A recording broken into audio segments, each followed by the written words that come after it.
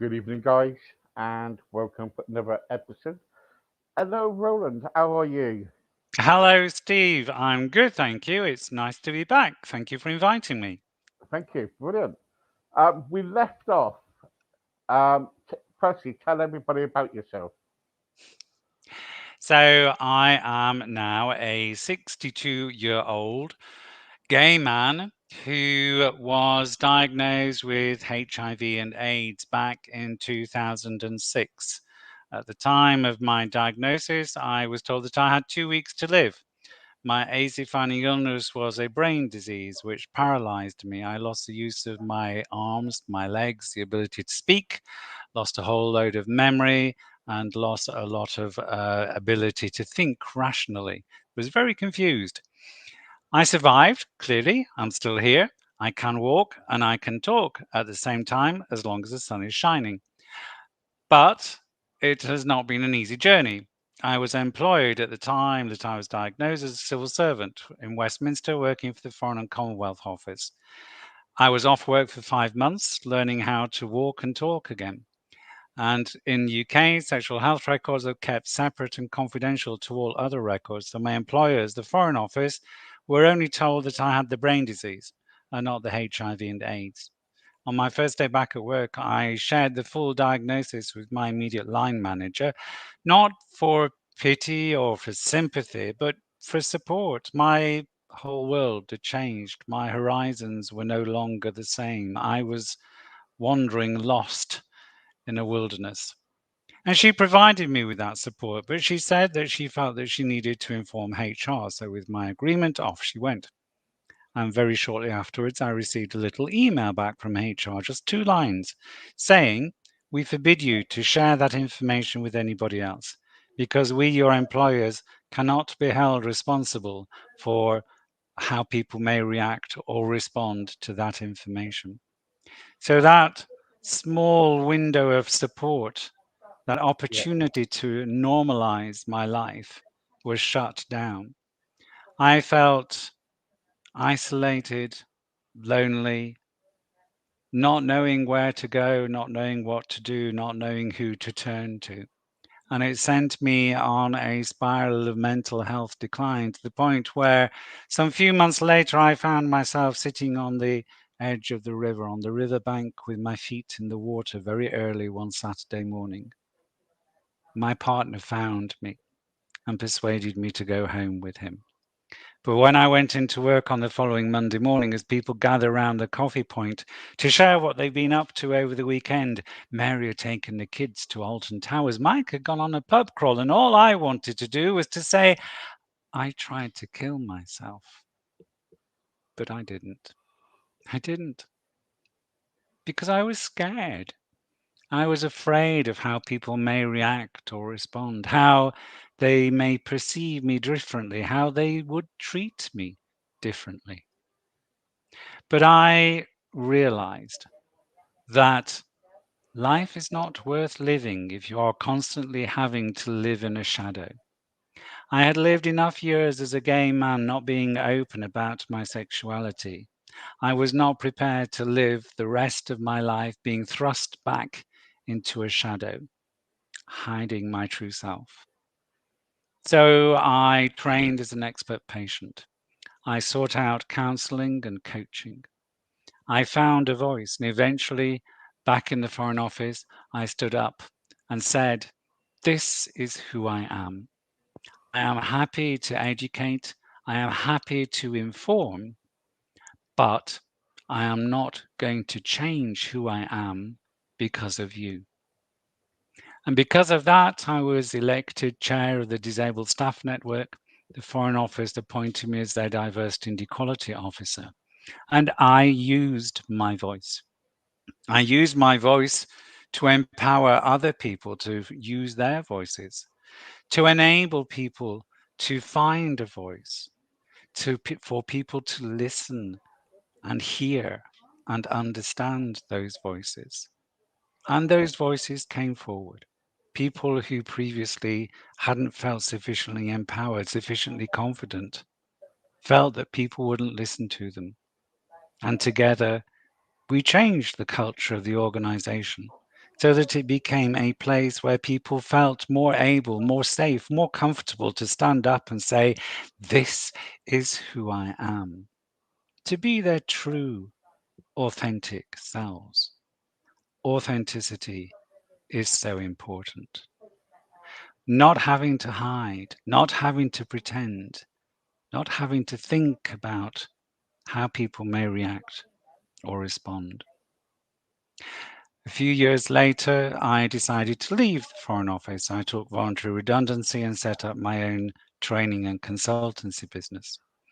I wrote a book, Ripples from the Edge of Life, about my experiences of being diagnosed with HIV and AIDS. And I reached out to the wider HIV community to ask other people to share their experiences of being diagnosed. And 13 people stepped forward and have included their voices in my book.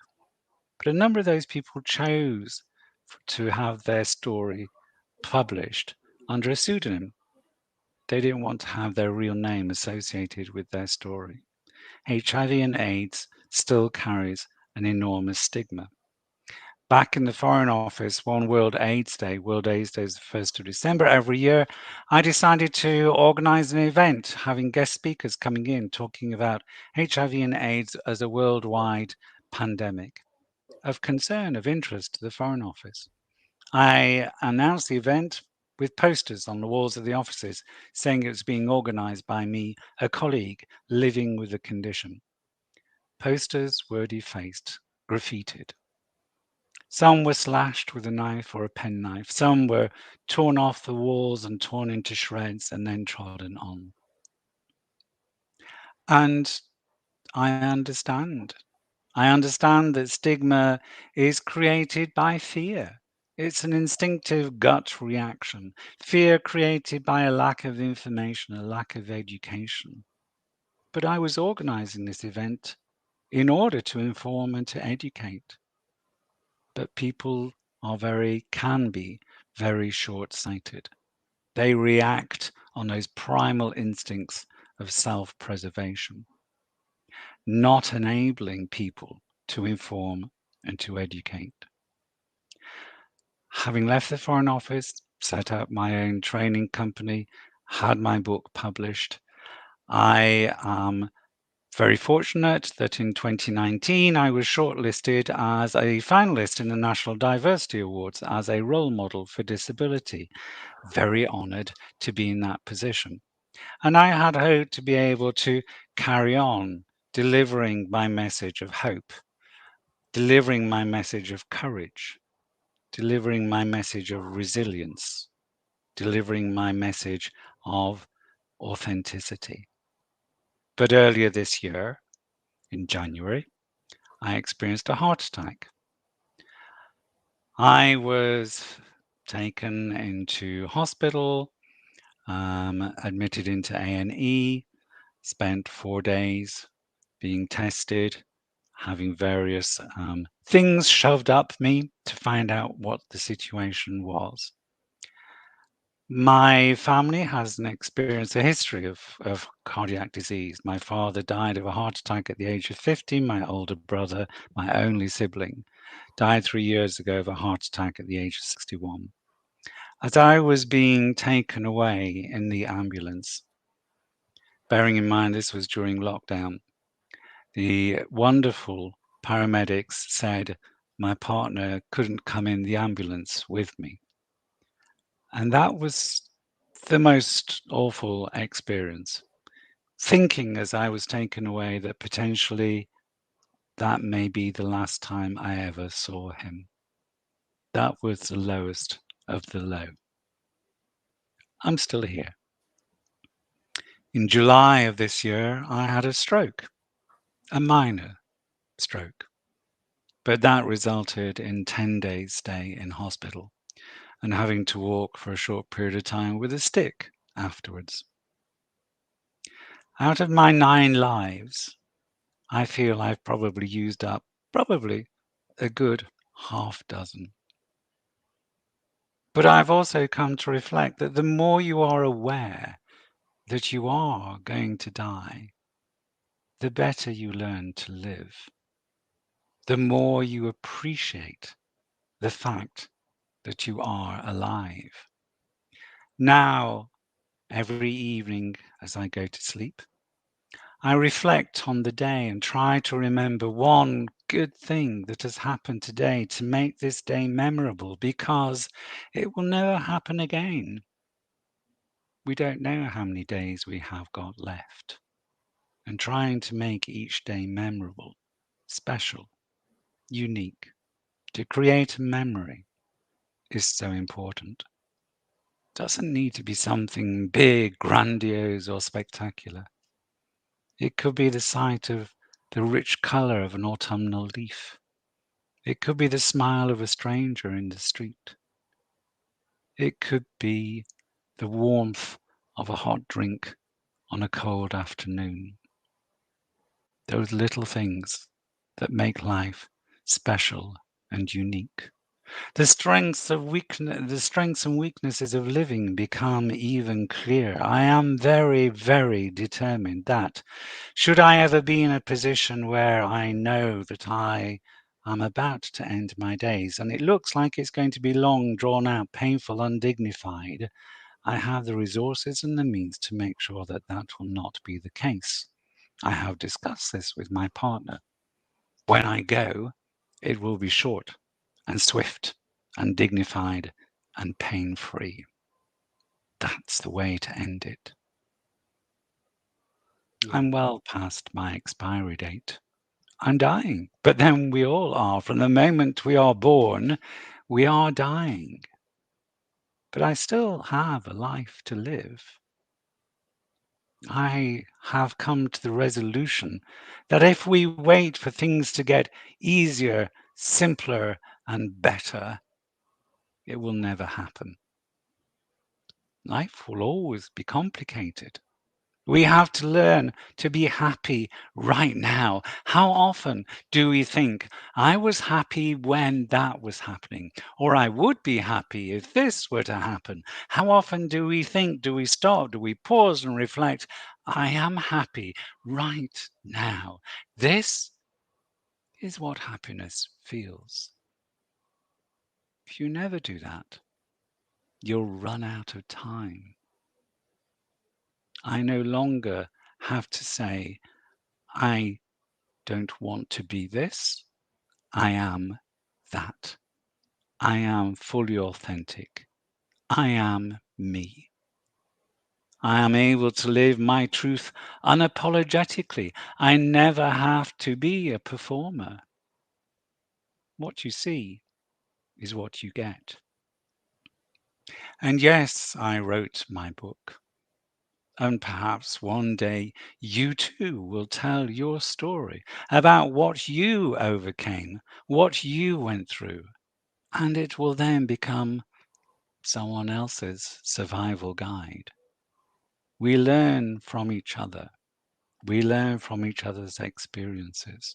We become wiser and richer by sharing those experiences. And that's what I'm doing with you this evening. Learn, share, become enriched, stay happy, because life is very, very short. Thank you. thank you.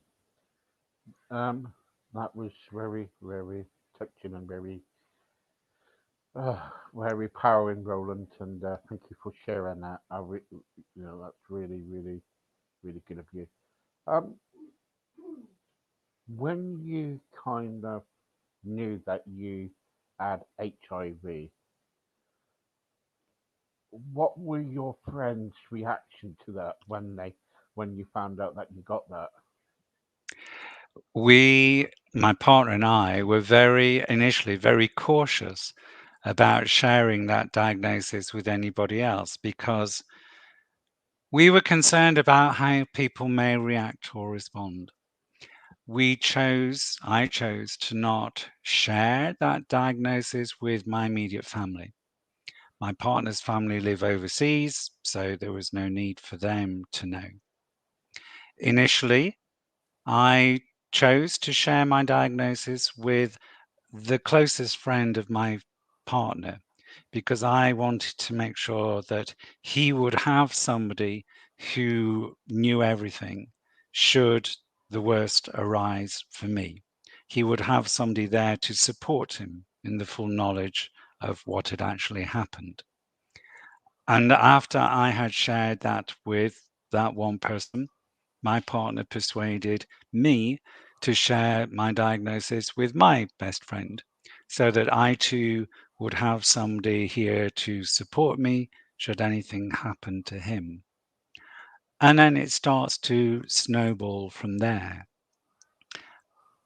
We were very selective. I was very selective in who I would tell, when I would tell them, where I would tell them, how I would phrase what I was saying to them. Because inevitably, it always results in when you share something like this, you then have to take on board that other person's concerns, their fears, their worries, their emotional response. And you have to manage that, potentially at a time when you aren't feeling that brilliant yourself. So, as a matter of principle of safeguarding, my own well being, choosing very carefully who, when, where, and why. Why am I choosing to share this information with that person? What is the objective of sharing it? So it was a slow process. When I decided, and then I was eventually fully open about my diagnosis in the Foreign Office. So obviously, people there knew. When I decided to write the book, I obviously discussed it with my partner because he figures, but largely in the book. I wanted to make sure that he was okay with it. And actually, having written the book, knowing that that information is out there, and I have absolutely no control about who accesses the book, who reads it, what their judgment is of it, it is actually hugely liberating. It's hugely empowering. I have nothing left to hide. I am literally an open book. And that, in terms of authenticity, is vastly empowering. But it's not easy, at least to begin with. Yeah. Ripples from the Edge of Life. Um, why the title? So, ripples, because anybody who receives a life changing diagnosis, the impact of that diagnosis doesn't only have an impact on them, but it also has an impact on the people around them. So the impact of the diagnosis ripples out from that person to the people around them, to friends, to family, to people that care about them. From the edge of life, because so many people living with HIV feel that they are living on the edge of life. One of the contributors to the book, who shared her story, said that she felt like she was living on one side of a plate glass window and observing the rest of the world on the other side, unable to communicate effectively with them. They feel isolated, marginalized, and the mental well-being impact of being diagnosed with HIV can be substantial. The suicide rate amongst people who are living with HIV is one third higher than the rest of the population, primarily due to the mental impact of the stigma that HIV creates. And even though we are now nearly 40 years down the line of the first diagnoses of HIV, that stigma still remains very strong, primarily because of the lack of updated and current information and education that is available. Right. Okay. And also you're associated with Disability Rights UK. Is that I right? am. I am. Yes. Yeah. Yeah. And well done for that. Thank you. And what is your position in that then? What do you do? So I'm an associate trainer for Disability Rights UK. They will ask me to deliver on their behalf training, workshops, consultancy to their clients, their customers, their members focusing on disability, disability confidence, disability awareness. Right. Okay. Brilliant. Brilliant. And with your book, let's go back to your book again. Um, Many people said, it's got it's full of wisdom. It's kind of like, uh, and you are really basically honest in that book. Um, what did you feel when you had the book in your hand at the first time, and you thought, well, this is the truth. This is the honesty, and it's going to go out.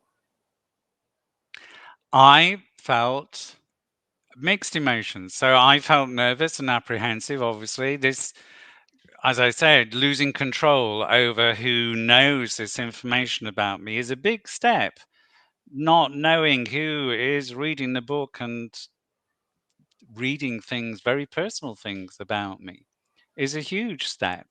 Stepping into that void, massive step, but also hugely liberating. I was also, as a gay man with no children, no family, when you reach a certain age, you start to think about what is your legacy? What will you leave behind? Will people actually remember you? And this now is my legacy, my child. Potentially, this is the thing that people will remember me for. On the other hand, it may be that in years to come, I don't know if you remember the old Yellow Pages advert where there was an elderly gentleman phoning around all the antique bookshops Yes, yes, trying to find a book on fly fishing. yeah, And in the end, it turns out that he was the author of the book and trying to find a copy of it. I wonder if I'm still here in that many years' time, if I too will be phoning around the second-hand bookshops asking if they got a copy of Ripples from the Edge of Life because I'd like to have one. I don't know. The future is uncertain. The process of writing the book was hugely cathartic, having to revisit all of those dark, very unhappy times was very emotionally difficult, but also a welcome release to be able to let it all out, let it all come out on paper, let it go.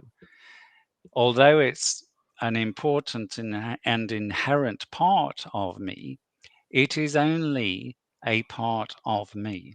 I am still Roland. I may be Roland who is living with HIV, Roland who is a survivor of AIDS, Roland who has survived a heart attack and survived. How many more times can I survive? Survived a stroke, but I'm still Roland. I am still me, and mm, that will never change. So, short answer to your question, excited, apprehensive, very proud, quite moved. I had a wonderful book launch event. 100 and 150 people attended who all said, of course, very nice things about the book. And it was usually rewarding.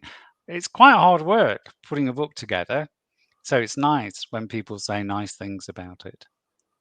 yeah, yeah. Brilliant, very good, Roland. And all respect to you. Thank you. In today, as you go around your business doing what you got to do, what's the stigma like towards you today? The stigma against me personally Yes, yeah, is minimal. I right, have very few people who say to my face unpleasant, unwelcome things about HIV or AIDS. And that may be because I am now old enough and bolshy enough and confident enough to be able to be open and honest and say, actually, let me educate you, let me inform you about how incorrect your attitude is so that you can better understand. And it is actually necessary for you to understand because if you are kind of risky practice or risky behavior, you need to know the risks that you are taking and what that may involve. Having said that, back in 2018, which was the 30th anniversary of World AIDS Day, I commissioned a national survey to be carried out, a telephone survey. 2,000 people were phoned up and asked 5 questions about their level of information and their attitude towards HIV and AIDS. One of the questions that those people were asked was if a friend of yours shared with you that they were HIV positive or that they had an AIDS diagnosis, what would your response be to that information? And they were given 5 options, what ranging from it wouldn't change our relationship at all to I would completely disassociate myself from that person. 21% of the respondents said they would choose to completely disassociate themselves from that person. 1 in 5. When the results were broken down into different demographics, particularly age demographics, people aged between 25 and 34, amongst them, 52% said they would disassociate themselves from that friend. Why? That friend is highly unlikely to infect you. AIDS is actually HIV is a very difficult infection to transmit, and in this day and age, we have such effective medication that people who are adherent to their medical regime get to a point where the virus is so weakened in their system it becomes what is known as undetectable, and people who are undetectable will not pass the virus on to anybody else. And here in the UK, the vast majority of people who are HIV positive or on medication have reached that undetectable stage. So there's nothing to fear.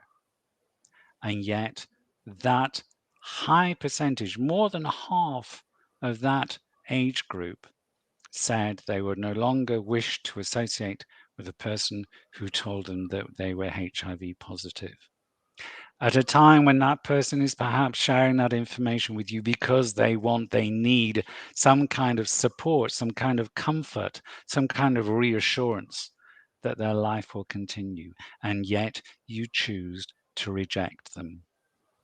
Why? So stigma, sadly, is still very rampant. God, it's bad, isn't it? Really bad, Yeah. really bad. It gets my goat on to me. Really, I get upset about it too. Um, Well, I don't think that we can blame the individual. The 25 to 34-year-olds are too young to have experienced the campaign of fear that the government pushed out in 1985. You may remember, Steve, the icebergs and the tombstones that floated across our television screens, the leaflet that was mm, pushed through every letterbox in the land saying, "Don't die of ignorance." That was a deliberate campaign of fear because they wanted to get an instantaneous response and yeah, yeah, reaction yeah, for people to say, okay, I'm not going to engage in any kind of risky yeah. behavior. And it had the desired effect. Here in the UK, the AIDS pandemic has been pretty well controlled. We have at the moment about 107,000 people living with HIV, which is quite a small percentage of the population, much lower than in other countries in the world. So that campaign had the desired effect, but it's never been counterbalanced by a government produced campaign of information and education. In 2011, Norman Fowler, who was the health minister who rolled out that initial campaign, much against the wishes of Margaret Thatcher, in 2011, Norman Fowler chaired a House of Lords Select Committee looking into how a campaign of information and education could be created to combat the stigma that had been generated by that earlier campaign. That House of Lords Select Committee inquiry made a number of recommendations to the government about what they felt the government should do to produce that campaign of information and education, and it never happened. So it's now down to individual charities, different organizations to try and get that message out that HIV and AIDS is no longer a death sentence if you do become infected. Effective medication means that if you are diagnosed early on, soon after you become infected, you will live as long and as healthy a life as anybody else. In actual fact, probably a longer and healthier life because your medical needs are so well scrutinized. I get tested. Every 6 months, I have all my vital organs tested, and if anything shows any the slightest sign of not functioning properly, then it gets dealt with. So there is actually nothing to fear, but there still is Mm, fear. mm. I think we need to, it's, and the trouble is, I had a friend who was suffering with AIDS and everything, and I remember a while back we went to the Houses of Parliament, and we put everything in. We was outside with a board, and everything, and protesting and things like that, trying to put something into Parliament. And do you know what? Nothing was even said. Yeah, Nothing was said. They just yeah, chucked it back at us. yeah. They chucked it back at us again. And it was really really bad. And I think, and it's disgusting because we. But the trouble is, the United Kingdom and the world needs to know that attitudes needs to change, because if we don't change our attitude, right? I'm sorry to say, you know, we're going to be in a worse situation where we were ever before, and I think we need to change needs to happen now. And I look to the younger people, but the younger people are influenced by the older people. So let me give you two examples of that, Steve. I am part of a panel of HIV positive speakers, volunteers that through the Terence Higgins Trust, we go and talk in schools, colleges, workplaces, any organization that will have us to go and What talk in the about our UK? In the experience UK, in the UK. Yeah. right? Talk about our experiences of living with HIV. A couple of years ago, I and a couple of other speakers went to a private school. I'm not going to name the school, but a private school in central London to talk about HIV, an all girls school. And we went twice, 2 weeks apart. The first week we went, gave our talks to a group of girls, well received.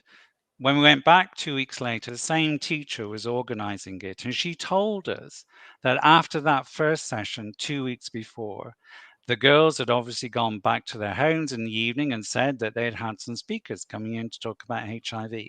And this teacher had received an avalanche of abusive emails from Of the parents parents. saying, how dare you expose our innocent, pure little things to people talking about HIV? Mm, Why? We're not there to try and sell HIV. We're there to educate and inform so that these become responsible adults. You can't keep your children in cotton wool for the rest of their lives. The other time was there is this thing that's called the AIDS Memorial Quilt Panels.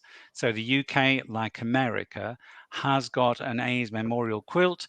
People have made individual panels that make up the larger quilt, and each panel is made in commemoration of somebody who's died of HIV or AIDS.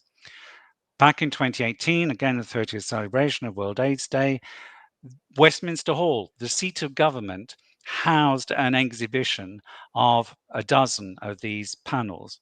And I volunteered to be a guide around that exhibition, informing and educating people about what each panel represented, why they were there, why we were doing this exhibition.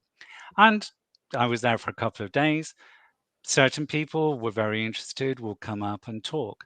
Of course, in Westminster Hall, you've got groups of school children being yeah, brought yeah, in by their teachers in of order course. to experience the heart of democracy and so on.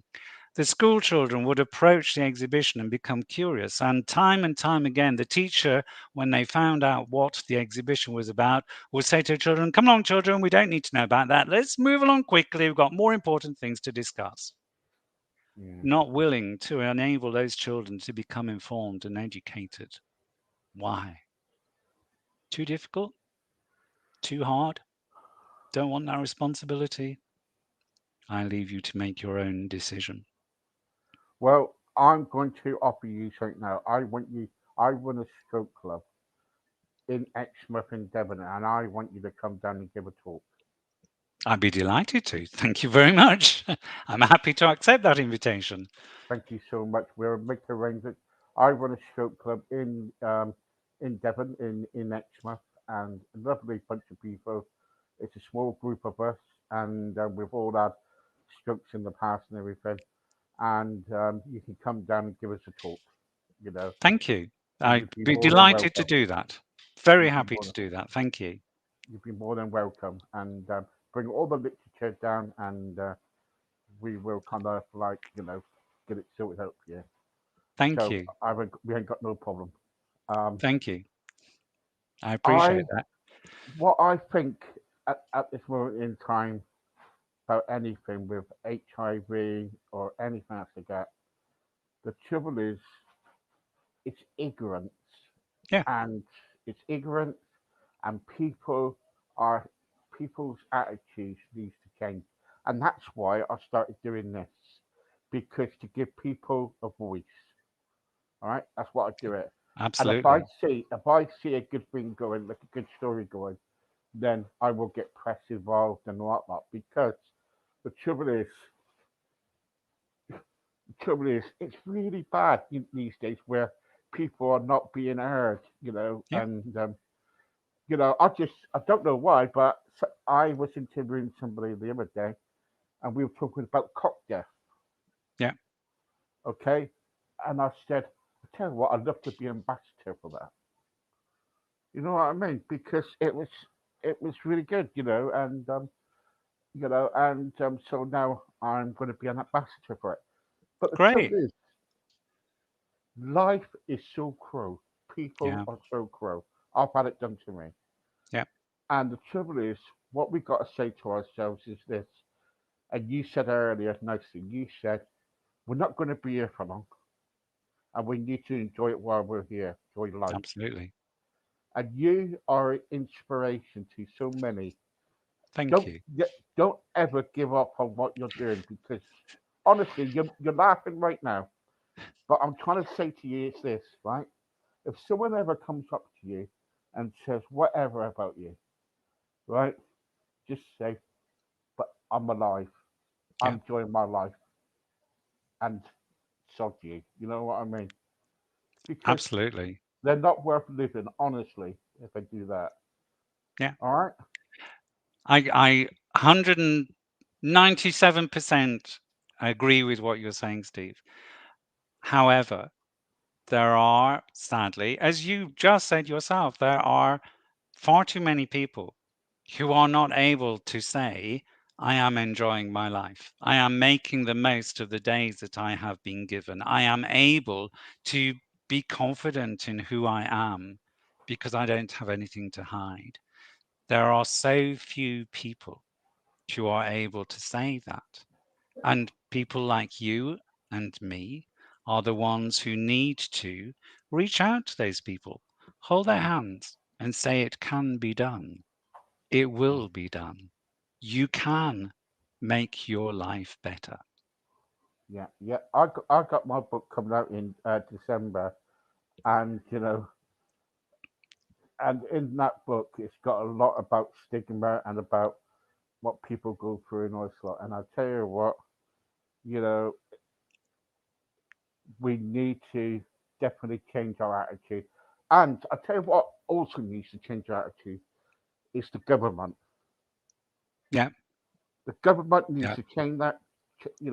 They need to do that. They need to change quickly. Sadly, governments don't change quickly unless we have a change of government. And even then, Yeah, given the yeah, current yeah. Well, situation, I'm yeah, not sure how much of a change that would be. But let's not get too political about this. I entirely agree that yeah, we need to change our attitudes. We need to change our perspectives. I very much look forward to reading your book when it becomes mm, available. I hope that I will get an autographed copy. definitely. But people like you and I as we have done, as you and I have done, and others, we are not alone, need to feel safe and confident and able to raise our heads above the parapet and say, this needs to change. It absolutely needs to change. One of the things that, one of the memories that I treasure the most is that on my regular commute to the Foreign Office before I became ill, I would regularly pass a big issue vendor on my way between Charing Cross Station and the Foreign Office's offices. And when I was not pre-diagnosis, when I wasn't unwell, like the majority of people, I would smile at him as I walked past and not engage any further. When I started going back to work, still feeling very unwell and finding it really painful and difficult and wondering why I was bothering to do it when potentially my days were numbered, I would pass by this big issue vendor, Steve, who was always smiling, always making a joke, always nicely dressed. Never saw him looking depressed or miserable. And in the end, one day, I plucked up my courage and I stopped and I talked to him and I asked him, not in an interrogatorial way, but in an empathetic way, what had brought him to this situation. And he shared with me that he was a family man, had been married, 2 children, and developed cancer of the head. He always wore a hat. And the cancer had stripped him of his job, his employment, his income. He lost his family, he lost his home, and he ended up on the street. And I said to him, but every time I see you, you are smiling, you are laughing, you are joking. Loads of people you clearly know and know you who walk past you on a daily basis and engage with you. How do you manage that? And he said, because I enjoy life. Mm, This mm, life is the only life I have. What's the point in having it if you don't enjoy it? that's it. And just to finish off that story, uh, sometime later, so I would regularly stop and talk and buy the big issue, buying coffees and all that kind of stuff. And he never wanted anything more. He never asked for anything more. And then sometime later, one winter's morning, walking past him, he was standing out in the cold barefooted. And I stopped and said, "What's happened to your shoes?" And he said that he'd been sleeping in the doorway of a shop overnight. He'd taken his shoes off and somebody had stolen them. So I said to him, "Come with me. We'll go and we'll buy a pair of shoes." He said, "No, no, I can't. You don't want to be seen in a shop with me." Really? Why not? No, come with me. But he wouldn't. He insisted he wouldn't. So I went into the Foreign Office, spoke to my colleagues. One of my colleagues at that time worked for Marks and Spencers. She got staff discounts. She bought a pair of shoes for her elderly father that he couldn't wear. She has a spare pair of shoes, same size as Steve. So we took those shoes to Steve, which he very gratefully received and accepted. But why would somebody steal a pair of shoes from a homeless person? It beggars belief. It does tonight. Anyway, Roland, thank you so much for your time. You're more than welcome. And what we're going to do, I'm going to definitely get you down here. You can do a talk and everything, and it'll be good to have a chat and everything. I And look forward to that. yeah, I will do. I will contact you in a minute, and we can arrange it. All right. Great. Good stuff. Thank you, Thank you. Steve. Thank you very much. God bless. Bye bye. Bye bye. Take care. Bye.